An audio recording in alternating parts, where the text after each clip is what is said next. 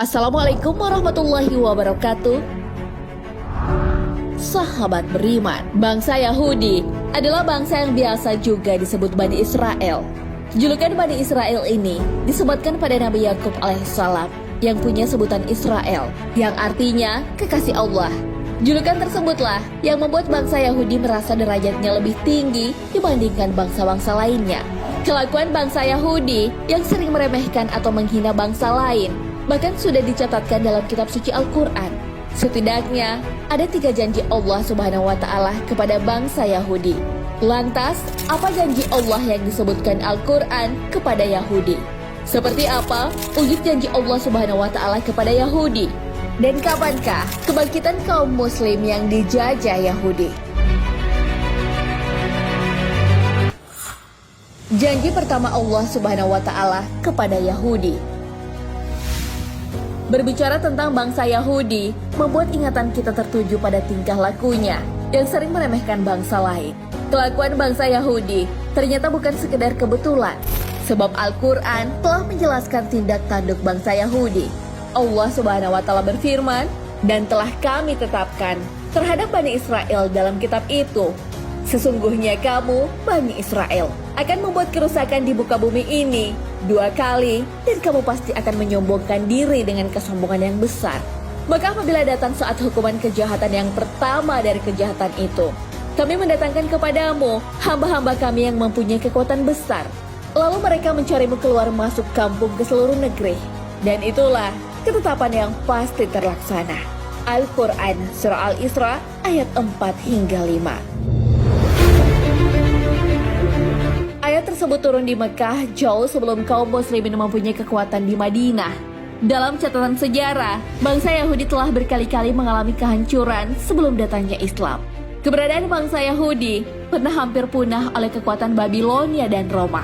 Hal ini terjadi sebelum Islam datang. Bangsa Yahudi melakukan kerusakan yang pertama setelah ayat tersebut turun. Kemudian disusul dengan penghancuran yang menimpa mereka tanpa menunggu waktu yang lama. Kehancuran oleh bangsa Yahudi yang pertama kali merupakan perjuangan hamba-hamba Allah Subhanahu wa Ta'ala. Hal ini sebagaimana yang dijelaskan dalam Al-Quran. Dialah yang mengeluarkan orang-orang kafir di antara ahli kitab dari kampung-kampung mereka pada saat pengusiran kali yang pertama. Kamu tidak menyangka bahwa mereka akan keluar, dan mereka pun yakin bahwa benteng-benteng mereka akan dapat mempertahankan mereka dari siksaan Allah. Maka Allah mendatangkan kepada mereka hukuman dari arah yang tidak mereka sangka-sangka. Dan Allah mencampakkan ketakutan ke dalam hati mereka. Mereka memusnahkan rumah-rumah mereka dengan tangan mereka sendiri dan tangan orang-orang yang beriman. Maka ambillah kejadian itu untuk menjadi pelajaran, hai orang-orang yang mempunyai pandangan. Al-Quran Surah Al-Hasyr ayat 2. Pengusiran dan kehancuran bangsa Yahudi yang pertama kali mengakibatkan koloni-koloni mereka tersebar ke penjuru negeri.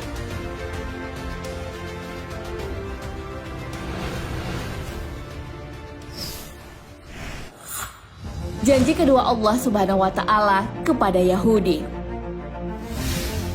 Tak bisa dibantah bahwa kesombongan dan kerusakan yang lebih besar lagi kembali diulangi bangsa Yahudi. Hal ini sebagaimana firman Allah Subhanahu wa Ta'ala di dalam Al-Quran. "Kemudian kami berikan giliran padamu untuk mengalahkan mereka kembali, dan kami membantumu dengan harta kekayaan dan anak-anak keturunan, dan kami jadikan kamu kelompok yang lebih besar." Al-Quran Surah Al-Isra ayat 6. Ayat tersebut mengisyaratkan bahwa Allah Subhanahu wa Ta'ala memberikan kesempatan kepada Yahudi untuk mengalahkan orang-orang yang pernah mengusirnya, yaitu orang-orang yang pernah mengusir dan mengejar Yahudi keluar masuk negeri. Bangsa Yahudi berhasil membalas sakit hatinya dengan menduduki kembali negeri-negeri Syam dan Palestina. Yahudi juga mengalahkan pengaruh kaum muslimin di wilayah tersebut. Maha benar Allah Subhanahu wa Ta'ala yang menunjukkan janji kedua kepada Yahudi setelah kehancuran yang pertama kalinya. Hal ini terbukti dengan melimpahnya ekonomi maupun politik terhadap bangsa Yahudi Israel. Imigran Yahudi mengalir deras dari segala penjuru negeri ke bumi Palestina tanpa bisa dicegah kaum muslimin. Kekuatan ekonomi dan militer barat hampir seluruhnya berdiri di belakang Yahudi. Karenanya, kesombongan Yahudi pun meningkat hingga saat ini. Sejarah mencatatkan lembaran hitam kaum muslimin akibat ulah bangsa Yahudi.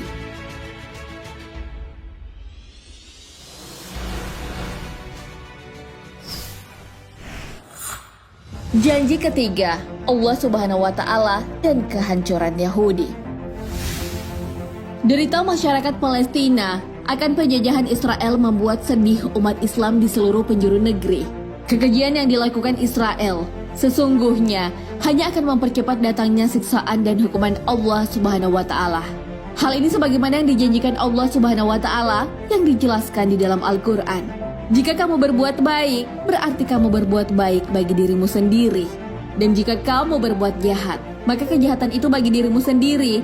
Dan apabila datang saat hukuman bagi kejahatan yang kedua, kami datangkan orang-orang lain untuk menyeramkan muka-muka kamu dan mereka masuk ke dalam masjid, sebagaimana musuh-musuhmu memasukinya pada kali pertama, dan untuk membinasakan sehabis-habisnya apa saja yang mereka kuasai. Al-Quran Surah Al-Isra ayat 7. Dari ayat tersebut, Allah Subhanahu wa Ta'ala telah memastikan akan lenyapnya bangsa Yahudi dari muka bumi. Maha suci Allah Subhanahu wa Ta'ala yang telah memberitahu kepada kaum muslimin akan memasuki kembali Masjidil Aqsa. Hal ini sebagaimana di masa pemerintahan Umar bin Khattab yang menaklukkan bumi Palestina. Dalam kitab Taurat, Allah Subhanahu wa Ta'ala telah memutuskan bahwa Bani Israel akan memasuki bumi yang diberkati, yaitu Palestina. Bahkan di sana, mereka akan mendirikan pemerintahan, tetapi kemudian mereka membuat kerusakan besar sehingga menyebabkan Allah menghukum mereka dengan cara mengirim hamba-hambanya yang tangguh. Setelah kerajaan mereka binasa, mereka diusir dan dicerai-beraikan.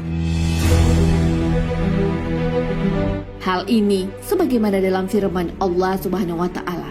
Hai kaumku, masuklah ke tanah suci Palestina yang telah ditentukan Allah bagimu. Dan janganlah kamu lari ke belakang karena takut kepada musuh, maka kamu menjadi orang-orang yang merugi. Al-Quran Surah Al-Ma'idah ayat 21. Sahabat beriman, kita ketahui bahwa kaum muslimin saat ini memiliki jumlah yang amat besar. Akan tetapi, bagai buih di lautan yang mudah terombang-ambing oleh derasnya gelombang. Sementara itu, kualitaslah yang menjadi faktor penting dalam sebuah perjuangan. Allah Subhanahu wa Ta'ala berfirman, berapa banyak terjadi golongan yang sedikit dapat mengalahkan golongan yang banyak dengan izin Allah. Dan Allah beserta orang-orang yang sabar. Al-Quran Surah Al-Baqarah ayat 249. Wallahu a'lam bishawab. Sahabat beriman, jangan lupa berbagi informasi dengan share video ini, karena sebaik-baik manusia adalah yang paling bermanfaat bagi manusia. Wassalamualaikum warahmatullahi wabarakatuh.